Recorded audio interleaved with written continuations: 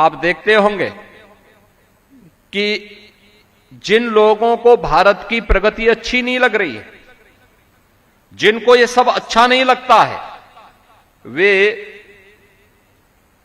किसी न किसी रूप में समाज में विद्वेष की स्थिति पैदा करना चाहते हैं। इन सभी तकनीक की जानकारी उनके पास है। भारत के विरोधी ताकतों के द्वारा दिया गया पैसा भी है और वे इसका दुरुपयोग करके एक अव्यवस्था का वातावरण पैदा करने का प्रयास करेंगे, उन्हें दिग्भ्रमित करने का प्रयास करेंगे। और याद रखना, दिग्भ्रमित समाज हमेशा नकारात्मकताओं से भर करके अंततः अपने ही पैरों पर कुल्हाड़ी मारने के लिए उतावला दिखाई देता है। इस प्रकार की स्थिति न पैदा हो, हम इसके प्रति जरूर सतर्क रहें। हमारे शिक्षण संस्थान, हमारे महाविद्यालय, हमारे विश्वविद्यालय राष्ट्र भक्ति के, राष्ट्र प्रेरणा के, इनोवेशन के, रिसर्च के एक केंद्र के रूप में स्थापित हो। हमारे विश्वविद्यालय के पब्लिकेशंस समाज की सक्सेस स्टोरी के कुछ उद्धरणों से भरे हुए हो दिखाई दे।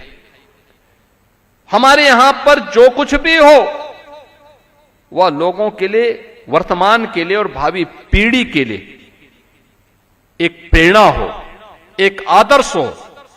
उस दिशा में हमारे द्वारा किए जाने वाले प्रयास राष्ट्र के प्रति हमारे कर्तव्यों का निर्वहन करता हुआ दिखाई देना चाहिए।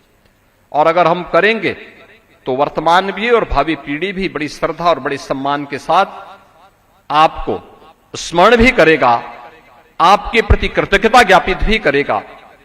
हमारे सभी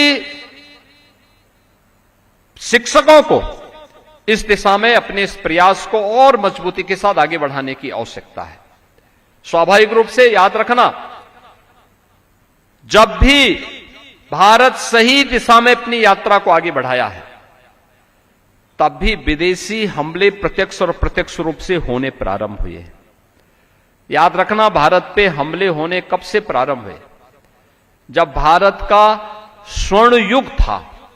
स्वर्ण युग के बाद से फिर से हमले की जो शुरुआत होती है, वह धीरे धीरे करके एक समय के बाद भारत को गुलामी की आगोश में लाने में सफल हुआ।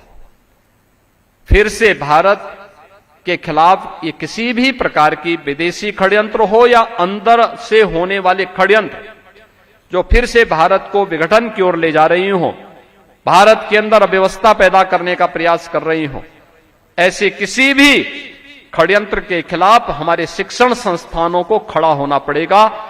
अपने युवा पीढ़ी को जागरूक करना पड़ेगा।